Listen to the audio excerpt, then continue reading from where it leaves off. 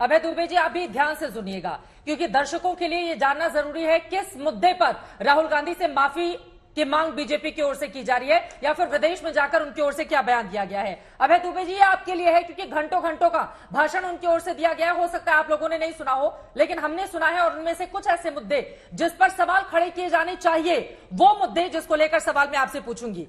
Rahul Gandhi London में बोलते हैं लोकतंत्र के लिए जरूरी सांस्थानिक ढांचे जैसे संसद, फ्री प्रेस, न्यायपालिका को भी यहां पर लेकर आए हैं।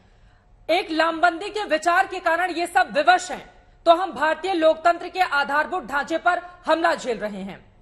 आपने ये भी सुना होगा, राहुल गांधी बोलते हैं अल्पसंख्यकों पर हमले, प्रेस पर हमले, इससे आपको अंदाजा लगेगा कि वहां पर क्या चल रहा है। हमने बताया कि मीडिया और न्यायपालिका पर कब्जा और नियंत्रण हो चुका है। जासूसी और धमकी, खुद मेरे फोन में पेगासस स्पाईवेयर डाला गया, बड़ी संख्या में इसका वो आरोप लगाते रहे हैं। इसके अलावा कश्मीर, मेरे पास पूरा जो उन्होंने अंग्रेजी में बोला है उसका हिंदी तर्जुमा मैं लेकर आई हूं। लेकिन जब वो ये कहते हैं कि कथित अमेरिका और यूरोपीय देश क्या कर रहे हैं कि हिंदुस्तान के लोकतंत्र पर हमला हो रहा है, मैं हैरान हूं।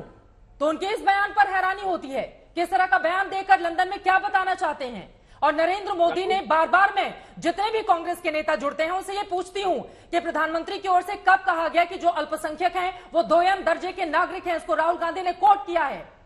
अगर किसी भी देश का प्रधानमंत्री इस तरह से बोलता है तो इससे गैर जिम्मेदाराना कोई बयान नहीं हो सकता। लेकिन अगर पीएम ने इस तरह का बयान नहीं दिया है अभय दुबे जी, तो फिर राहुल गांधी किस अधिकार के तहत और कितने कॉन्फिडेंस से इस तरह की बातें वो लंदन में जाकर करते हैं। बार बार आप अडानी को लेकर आते हैं, अडानी के मुद्दे पर क्या माफी की मांग हो रही है? हिंदुस्तान में बहुसंख्यक आबादी के खिलाफ, क्या अल्पसंख्यकों को भड़काने के खिलाफ इसको नहीं माना जाएगा अभय दुबे जी? और फिर आप कहते हैं अडानी पर आपको बोलने नहीं दिया जा रहा है। चित्रा जी, मैं बोलूं?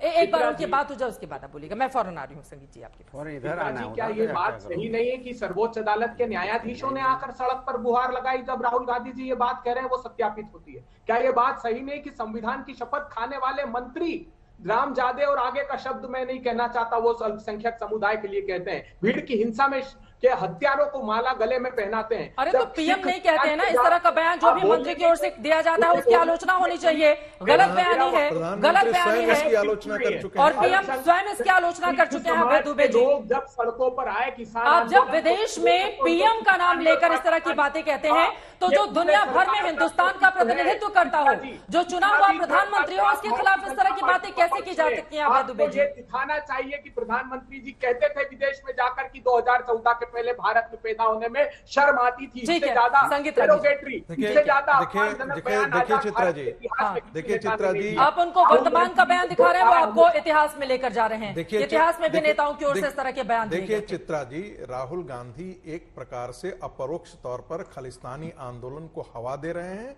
उर्वरा शक्ति दे रहे हैं। ये जितने भी इस्लामिक कंट्रीज हैं उनको भी भारत के खिलाफ भड़का रहे हैं। और जो डेमोक्रेसी की बात है, तो डेमोक्रेसी को आप सोच सकते हैं कि ये कह रहे हैं कि राजस्थान में डेमोक्रेसी नहीं है, छत्तीसगढ़ में डेमोक्रेसी नहीं है, तमिलनाडु में डेमोक्रेसी नहीं है, आंध्र प्रदेश में डेमोक्रेसी नहीं है, पश्चिम बंगाल में डेमोक्रेसी नहीं है, जहां पर ये दूसरे के साथ सत्ता में है, बिहार में डेमोक्रेसी नहीं है। अरे भाई, बीजेपी तो सारे जगह शासन नहीं कर रही है ना। देखिए जब वो भारत के लोकतंत्र के बारे में इस ढंग से करते हैं तो एक ऐसा लगता है कि एक फ्रस्ट्रेटेड आदमी बोल रहा है, और ये फ्रस्ट्रेशन समझ में आ रही है क्योंकि भारत के लोकतंत्र ने कांग्रेस पार्टी को एक क्षेत्रीय पार्टी के तौर पर बना दिया है। स्काइप से हमारे साथ जुड़े हुए हैं, जब संगीत जी या कोई और बोलेगा आपकी आवाज नहीं आएगी, प्लीज आप अपनी बारी में। इस देश में 4400 से ज्यादा विधायक के पद हैं, 4400 विधायक, उसमें से कांग्रेस पार्टी आज 600 के आसपास है, यानी कि 15% के आसपास आपका रिप्रेजेंटेशन है पूरी देश में। तो आप अपनी स्थिति समझ सकते हैं। 4 ऐसे राज्य है, पहले तो 6 ऐसे राज्य थे जहां पर आपके पास एक भी प्रतिनिधित्व नहीं था, आज के दिन में वो 4 राज्य रह गए हैं। आपके पास जो 54 सांसद हैं आज के दिन में, वो मात्र 3 राज्यों से हैं, उसमें 32 सांसद हैं। आने वाले दिनों में आप ये डबल डिजिट में पहुंच पाएंगे या नहीं पहुंच पाएंगे?